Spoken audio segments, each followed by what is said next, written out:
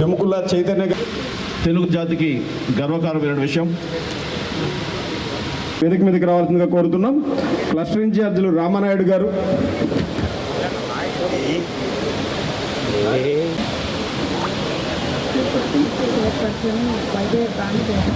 చెక్క మదన్ గారిని, అదేవిధంగా పాలేటి సతీష్ కుమార్ రెడ్డి గారిని వేదిక మీదకి రావాల్సిందిగా కోరుతున్నాం. చెముకుల శ్రీనివాసులు గారిని వేదిక మీదకి రావాలి. అదేవిధంగా ఏటూరు శివరామకృష్ణారెడ్డి గారిని కూడా వేదిక మీదకి రావాల్సిందిగా కోరుతూ ఉన్నాం. దేశ భవిష్యత్తు కోసం, రాష్ట్ర భవిష్యత్తు కోసం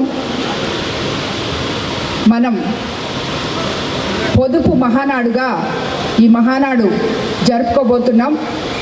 మనం నిజంగా ముందుగా అనుకున్న రకంగా అయితే మన కోవూరు కాన్స్టిట్యున్సీలో 44 సంవత్సరాలు పెట్టిన ఈ పార్టీ పెట్టిన తర్వాత ఇప్పటి వరకు ఎప్పుడూ జరగనంతగా మన కోవూరు కాన్స్టిట్యున్సీలో కొడవలూరు మండలంలో జరుపుకోవాల్సిన ఈ మహానాడు మన పిఎం నరేంద్ర మోడీ గారి పిలుపు మేరకు మనం పొదుపు మహానాడుగా మార్చుకోవడం జరిగిందని మీకు అందరికీ తెలుసు.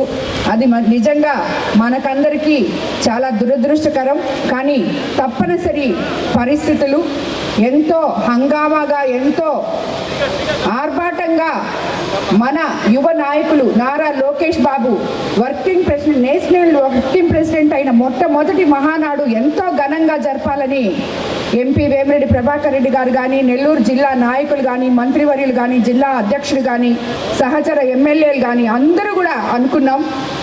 అలాగే మన కోవూరులో ప్రతి ఒక్క నాయకుడు ఉరకలేసే ఉత్సాహంతో ఈ మహానాడులో పాల్గొనాలి అని చెప్పి ఉన్నారని చెప్పి నాకు అందరికీ మీరందరూ అలా ఉన్నారని నాకు తెలుసు. కానీ దురదృష్టవశాత్తు మనకి ఈ హైబ్రిడ్ మహానాడు ఈరోజు జరుపుకోవాల్సి వచ్చింది. కానీ దాన్ని కూడా మన పార్టీ నాయకులు చంద్రబాబు నాయుడు గారు కానీ, లోకేష్ బాబు గారు కానీ ఇదొక్కటే మీరు అందరూ గుర్తుపెట్టుకోవాలి.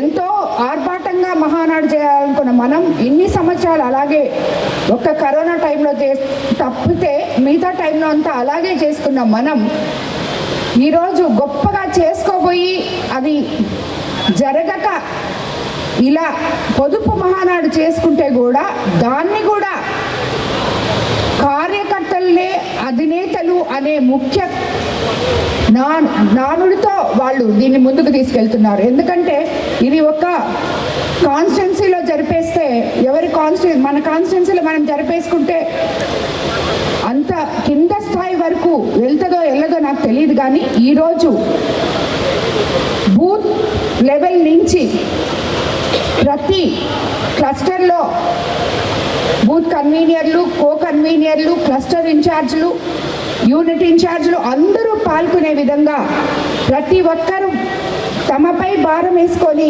ప్రతి క్లస్టర్లో ఈ మహానాడు జరిపే విధంగా దీన్ని డిజైన్ చేయడం జరిగింది.